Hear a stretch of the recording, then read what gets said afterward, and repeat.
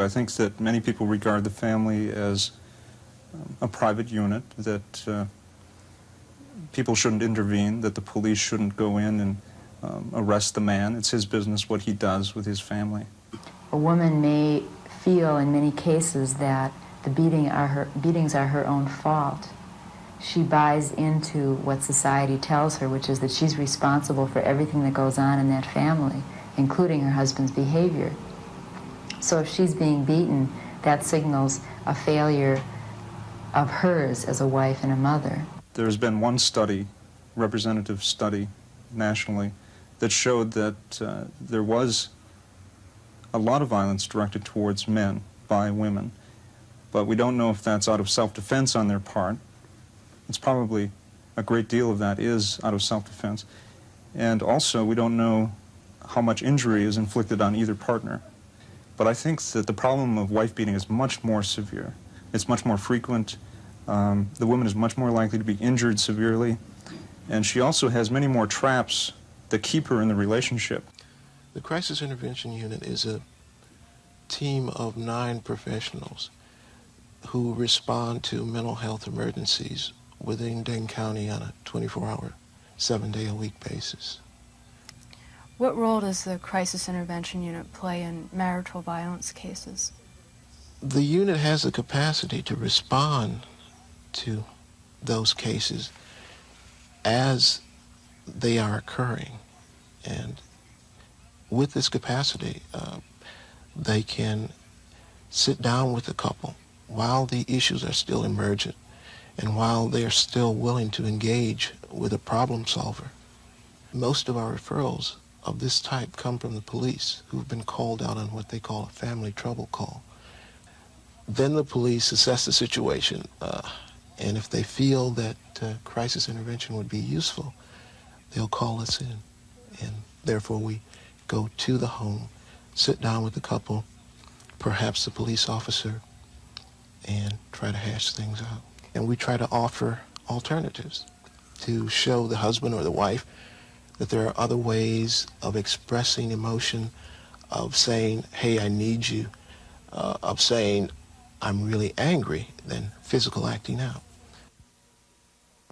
So we can help by referring to agencies that offer job counseling. We can help by getting the entire extended family together and sitting down and talking about the issues that cause the couple to get into these marital spats.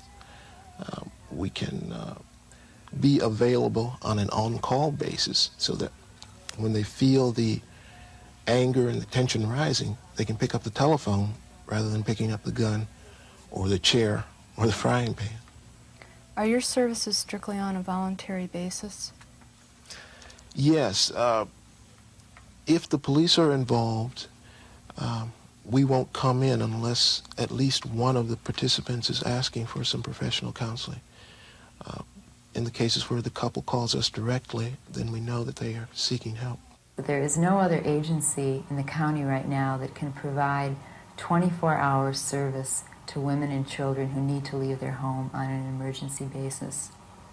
And as I said before, a big need for a lot of these women is for protection. They need a place to go where their husbands will not be able to find them, because many of these men are extremely violent, and if the woman were to go to a motel or a friend's house or a relative's house, the man may very well follow her there. He may have a weapon. He may harm her or the children further. Well, the criteria for entering the shelter right now are that a woman has been physically abused by a spouse or an ex-spouse or a boyfriend, or that she's been threatened with abuse. Right now we're accepting women on a first-come, first-served basis. Women can stay with us up to 30 days, and what we try to do is, if a woman is to assess how dangerous the woman's situation is, if a woman comes to us and she's in a very, very dangerous situation, obviously she's got to stay with us. There's no place else for her to go. What happens to the woman after she leaves the shelter? Is there any kind of an attempt to place her in housing, to help her find a job or daycare, give her that kind of security that she needs to continue? What happens to the woman when she leaves is pretty much up to her. and we will help her with whatever it is that she decides that she wants to do. A woman may decide that she wants to find other housing for herself and her children and not go back and live with the man who had been abusing her. And in that case, we can help her find housing, although housing for a woman with young children is very hard to find, especially if she's low income. Mm-hmm. A lot of the women may choose to go back and live with the man again, especially if they're married, and what they may want in that case is some counseling and some support in asking for things to change. What might some of those resources be? Okay, well, she might need legal aid. She may want a divorce and not have any money and need help getting a lawyer. She might need help finding a job or knowing how to find a job. She might need an advocate to go with her through the criminal justice system because she may want to press criminal charges against the man who harassed her, who attacked her. A big part of what we provide is emotional support. The women who come to us often feel that the beatings have been their fault somehow, or somehow they've deserved the kind of treatment that they have gotten. One of the things that we feel is very important is to convey to each woman who comes to us that she is a very worthwhile person and that there are alternatives to living in a home where she's subjected to violence. I encourage the man to be there. I reinforce his presence because it's very difficult for men to get involved anyway, and in particular if they're an aggressive man. Mm-hmm. And I try to confront them with my own values, that I don't think there's any place for violence in the home, and get that across. I say to the woman that I don't think she has to take the abuse. She has a right for a happier life, and that doesn't have to be part of her life. I think that many men are conditioned that it's bad to seek help, and they say, well, I don't need any help. I can handle this on my own.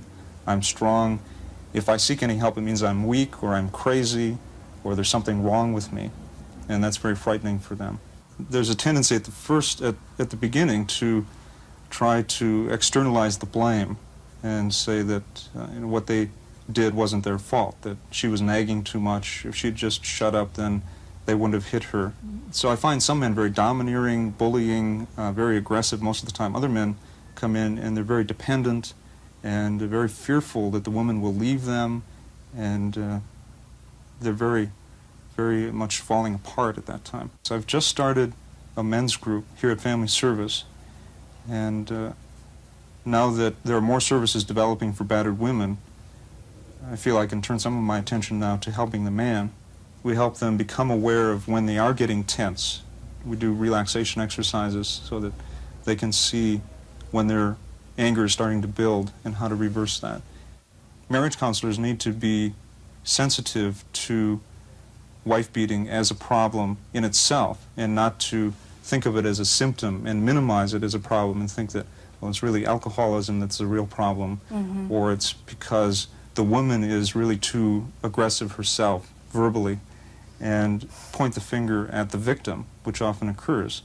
Agencies like the Dane County Advocates for Battered Women and facilities like their shelter home are absolutely necessary to deal with cases of battery, cases where the couple can't stay together because of the physical danger present to